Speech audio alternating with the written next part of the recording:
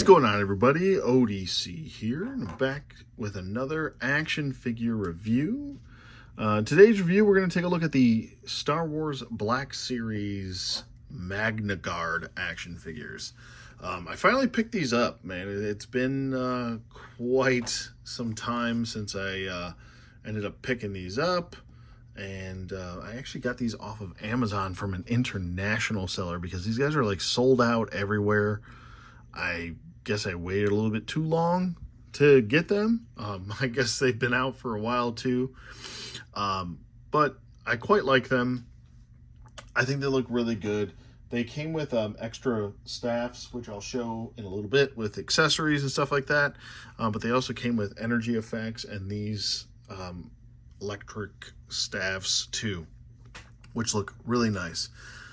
There are some little idiosyncrasies that I think in certain areas really don't work, and then in other areas people really blew these figures out of proportion as far as the problems that they have. Now, there are some functional issues and some weird decisions that they decided to go with as far as the ankles, which I don't know if people have talked really that much about the ankles of these figures. They've mostly focused on the shoulder pieces constantly popping off. I glued mine on. It's a very simple, easy thing to fix. You glue them.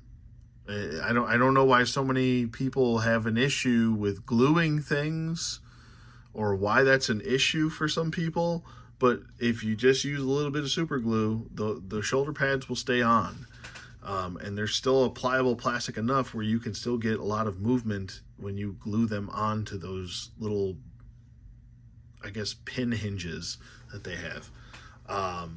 But I love the soft goods on them. I think they have the right look. They almost kind of remind me of some sort of like, I don't know, like Transformer figure. I don't know what it is about them. It's just something reminds me of a Transformer for some weird reason. A little bit of daintiness that they have to them makes it feel like an actual like Hasbro Transformer figure. Like, you know, it's a little bit more dainty than normal, and I guess maybe the look and some of the color palette that we're dealing with here reminds me of like a Transformer. But anyway, I digress. Whereas most figures will, you know, have a much more shallow ankle pivot, a much lower ankle pivot, so you can really get a nice flex or deep pose. But I'm here to say it's not too bad. I think you can still do it even with this weird kind of outdatedness for the ankles. But if I can do it, you can do it. So if I can get him into this deep pose and he can hold it, so can you. It's not really difficult to do that. It's a little bit more work to do stuff, but it doesn't mean the figure's terrible or anything like that. So I don't know. I think a lot of people, like I said, are blowing these out of proportion. Like, I can get him to, he's almost like hyperextending his elbow there. But if I can get him to do it right here, then so can you. And you can have him stand in a neutral pose. He can hold that pose. He's much more balanced than people, I think, are giving him credit for. So you can have him kind of, I guess, holding the staff over his shoulder like that. And that's what I'm saying. Like, that's not bad for a figure that has got a very dainty upper torso, because I mean, they are droids, but I mean, he can hold that pose. He can do a pose. He can hold it. It's not that big of an issue. Would I like the ankles to be better? Sure. Are they horrible? No, because just flatten the feet, work your way up, man. Flatten, build that building, as I always say. Some limitations to the elbow, like the elbows, I mean, they don't bend like you really would think that they would need to, but they can still get a pose going, so that it's not too bad. And we can have him looking this way too if you wanted to. Whatever you wanted to do. And these guys are really cool. I think this is a nice piece right here. The sculpting, the detail on the legs themselves, like there's a lot of muck and dirt and grime on him. So they have been through battle. I only ended up picking up 2. I didn't really do crazy army building or anything like that, but there's a lot of like sculpting and stuff in here that maybe to a lot of people gets lost. Let me zoom in a little bit and adjust my lighting. But I think it's pretty good. All the little like pistons and such that are the inner workings of their torso, pretty cool. It would have been cool to have like a head popping feature where they just keep fighting with no head. The body keeps going. It's like a chicken with his head cut off. It just keeps going for a little bit longer. But I'm like, how would it know where to go if it has no head? I guess you could say that this would be a sensor of why it keeps attacking, which is funny. But the hands are also in a pretty cool way where they're sculpted that they hold on to the electro staff really nice. You can see the grip on there. Like this thing is not going anywhere. You can have it pointed all the way up like that. You can have them holding it all the way down on the staff like this and have them holding it out like that. Hold him in the center. And it doesn't really weigh him down either. This is like a lighter plastic. So I gotta say, for the most part, it's really not. And look at this range of motion. My Lord have mercy. You can get him all crumpled up. Like he's pouncing on somebody. Like whoosh. Or he's jumping down on someone. These are fun to pose. I think I have a lot of fun actually posing these guys because you can really get them crunched in and do stuff like this. These are nice. I do like these. I would like to get at least one more, but maybe down the road. But as far as his articulation does go, and I'm going to do it with the staff in his hand because it's not too much of a crazy issue to get it out. I guess I can take it out. There we go. But the head can swivel at a full 360 rotation, and you can actually do that with a droid, and it would work. The arms now have this like hinge. It's almost like a inverted butterfly joint that goes up and then goes in too. So you got a true butterfly, and then you got this like hinge that goes up. It almost feels like. And that's to get the clearance for the arm going all the way up, which like I said, I glued my shoulder pads on, so they're good to go. But full range of motion with the glued on arms. And then we do have a single bend at the elbow right there. We have a swivel at that elbow as well. We have a swivel at the wrist, and we do have, I believe this is vertical hinge joints on both sides as far as that goes, and same on this side. So 2 verticals, that's nice. We do have a waist twist, and you get a lot of fluid range of motion right here. It looks really good. Back and then forward, a little bit hindered there, a little bit of a wobble, a tilt side to side. Let's see if he's got jive turkeys. Oh yeah, we got a little bit of gobbles. So there you go with that. And then he can kick like a rocket, for God's sake. Look at that. He can upper thigh swivel, which I think I'm perfectly fine with this. Some people might throw a flaming bag of crap at somebody for saying that, but I think this is good range of motion right here. We do have a single jointed knee, which is really good range of motion for a single jointed knee. And then we have a ankle pivot at the ankle. He can pointy toe. He can pointy heely. And 2 peg holes at the bottom of his feet. And a partridge in a pear tree. The cape looks really good. I like the cape quite a bit. It's got a little bit of design detail on there. Looks good. Nice cloth goods too. I love plastics mixed with cloth goods. That's the best. And then let's just get him into a regular standing pose, which he does look quite imposing. I mean, this guy, I remember when the first time I saw them in episode 3, I was like, oh, those are so cool. What the heck are those? And then finding out what they were after and wanted to get some of the figures just because I really like this design. I think it's like one of my favorite droid designs is this guy right here.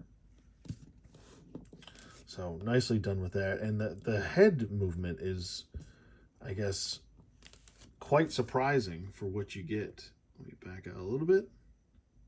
Readjust my camera here. But yeah, there he is with his feet on the ground. And then let's get back in here and let's take a look at the head sculpt. Very well done as far as the head sculpt goes. Let me actually move in a little bit. There we go. That might be a lot better. There we go.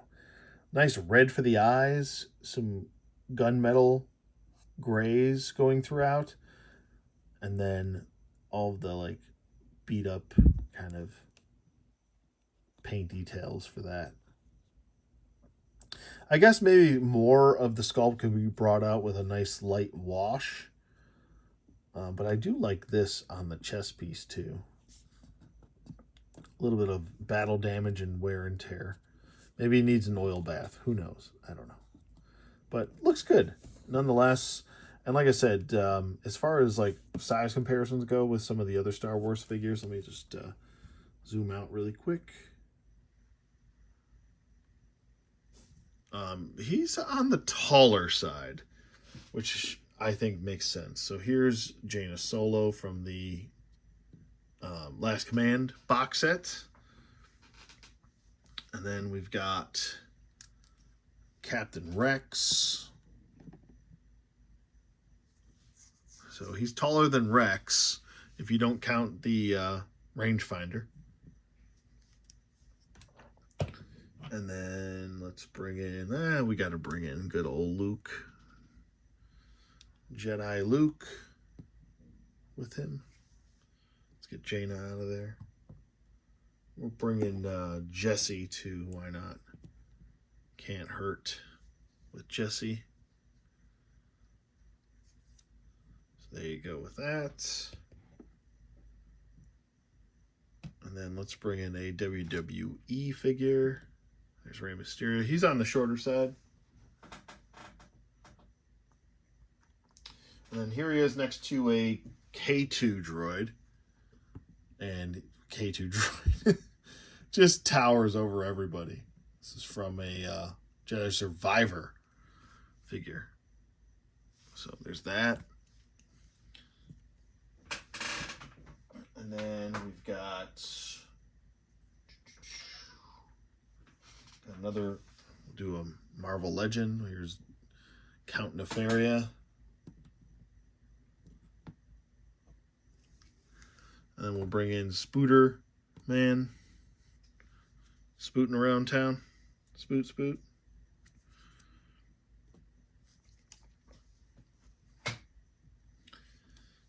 And then we'll do, who we're going to do next? We'll do the new Wolverine, the Astonishing Wolverine. He's a little shorter. Good figure, really good figure. And then we'll do we'll do Obligatory Duke. Obligatory Duke up in the house. Duke's taller. And then here is a Soda Street Fighter Ken Masters. And here's a Valaverse figure. Let's get Duke out of there. Valaverse. With gridiron goodies. And then we'll get Ken out of there. And we'll do another Jada Toys, one of my favorite I don't know why. It's just so simplistic, but it's Invisible Man. I always put him in these videos just because I love that taking off the glove feature that he has. And we'll get him out of here. And we'll do one more review. Here's a newer figure.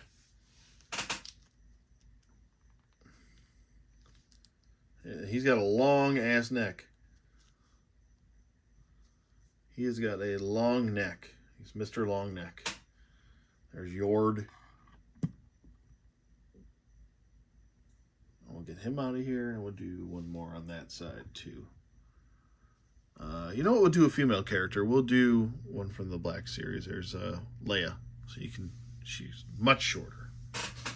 Far shorter. Ah, what the hell? One more. We'll do. Get Leia out of there. We'll do Cap. Ultimate Cap. Love that figure. Still one of my favorites. Good old Caparoo.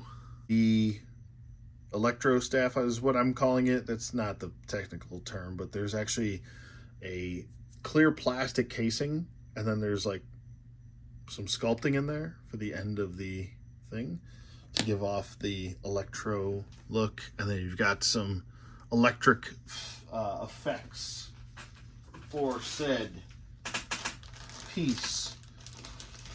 But they also come with these like pike looking staffs. But I think I'm going to give these to my HK-87 droids, because some of them had stuff like that. So I think I'm going to give them to these guys, to the HKs. But that is the pike type staff, and that's pretty much it for their accessories. It's pretty fitting.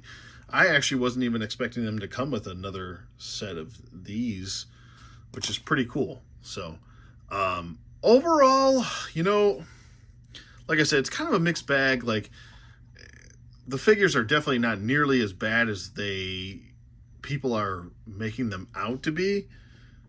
I personally like these. I have a lot of fun posing them and stuff like that, and they have a lot of range of motion. I think the sculpt, the details there. I think the paint apps are there. I love the cloth goods. I mean, I can't say that these are bad figures whatsoever. I've seen some of these. I've seen the Magna Guard flop into people's worst top 10s. And I'm like, this is not nearly as bad as some of the other Black Series figures that we've seen that come with no accessories, can barely move their head at all, can barely move other parts, don't get the range of motion as these guys, and a lot of it has to do with those damn shoulder pads to people. And I don't think this is nearly as bad as a figure. So I'm going to give it 2 thumbs up with improvement, with possible improvement on the ankles. I would say the ankles are a much bigger point of contention for me than any other part on the figure. But I still think these are good figures. These are not bad whatsoever. They're fun. They stand better than some of the other Black Series figures that constantly fall over or have weak ass ankles. And I think a lot of it has to do with having that high ankle and the way it's set up, the way it's pegged into the foot so high. I think it helps it stand a little bit better in certain cases. Not all cases, but certain cases. So, but yeah, I'll give it 2 thumbs up. I think these are enjoyable figures, and I would definitely recommend picking them up. The sculpt alone, they look great. I would say the range of motion and poses that you can get them into, if you work around the limitations, you can still have a lot of fun with these. So as much as people are complaining about them, I still see them in their collections. So, but anyway, I digress. Let me know what you guys think in the comments below. What is the problem with these? I know a lot of people focus on the shoulder pads, but is there another problem with them other than the ankle? Because I don't see it. But let me know in the comments below if you do. Maybe you're seeing it from a different angle than I am. Other than that, if I could nitpick one more thing, is that these little energy pieces don't like to stay on the staff too well. It would have been nice to maybe get them fixated a little bit easier on the staffs for each end, but that's kind of been an ongoing issue with a lot of the purge troopers and stuff like that. So other than that, yeah, that's it for me. Like I said, hit that like if you like this content. If you don't like it, hit dislike, please. Be sure to subscribe. It's free and it helps the channel grow. And I'll see you guys on the flip side.